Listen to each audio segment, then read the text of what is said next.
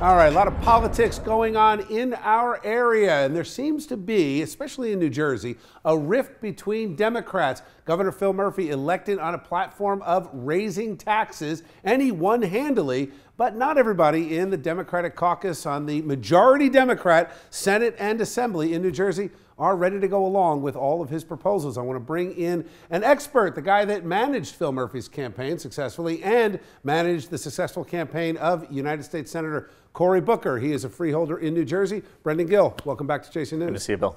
So, Brendan, let me ask you, to the casual observer, this is just the wranglings of politics. Right. To those of us that talk about it every day, right. Is it concerning to have the Democratic governor and the Democratic Senate president specifically not agreeing on just about anything these days? No, it's not concerning at all. And I mean, first of all, Governor Murphy ran on a platform of not tax hikes, but tax fairness. And I think what you're seeing right now, I know you'd like that. That's all right. I know you'd like that, just for you. But there, ultimately, there's a debate right now about revenue. There's no question that the state needs to figure out how we're going to generate some additional revenue.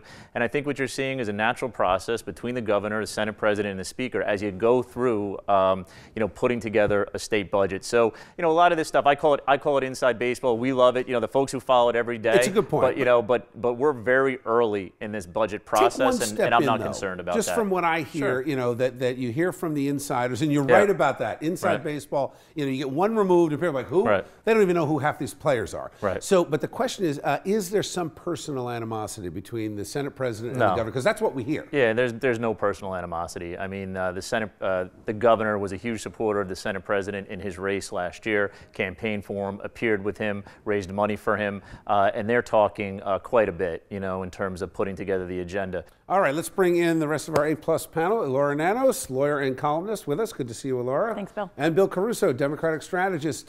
Bill, let me ask you, to Brendan's point, it almost doesn't matter. I agree with you on this point, not about the tax fairness. I think it's tax unfairness, but that's a matter of opinion. But in reality, are we seeing that this majority Democratic Party, the reason they've turned on each other and they're fighting it out is because the Republican Party has become completely irrelevant in the conversation?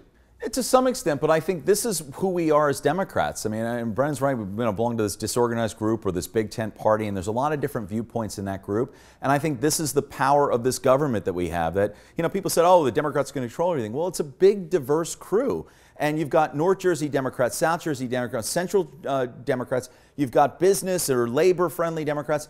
This melting pot, right, in the legislature is going to help develop policy with the governor. It's a partnership. And there's this bicameral effort. Sometimes you'll see the Assembly pushing back on the Senate. This three-headed monster is what makes government work. And the insiders in us love that because we participate. The insiders have spoken, but let me ask you, you're a taxpayer, you're a lawyer, you're out there. Seeing one party dominate so much to the point where now they are fighting each other, there's no conversation about fighting the Republicans because they haven't really heard any opposition. Does it concern you that New Jersey, in particular, has really moved toward a one-party state? Well, no, it doesn't, because I really agree with Bill that it's not as if one party has controlled everything, and because of that, that's why Democrats within the party are debating about things. I think that it's more accurate what Bill and Brandon said, which is the party by its nature is already diverse, already has different opinions. So if we're going to have one party in charge, maybe the reason is why, because not everyone in that party has the same opinion. Now, Brandon, you got to go back to the early 70s, 1972, Right. I think, last time the Republicans elected a United States Senator. Right. But on the flip side of that, very hard for a Democratic incumbent governor to win re-election. It hasn't gone so well. Florio, Corzine, doesn't look good. Right. What are your thoughts as we look at the next election? Well, that election's in 2021, so a long way to go on that. You're going to have the midterm elections in 18, a presidential election and a U.S. Senate race in 2020, 18 and 2020. So tough to say today. Is Murphy going to be a candidate in 2020? For president? No. No, unequivocally. No, unequivocally, he said he is not running for president. He is focused on getting through today. Okay. So we'll see. Thank you, guys. Thanks, Bill.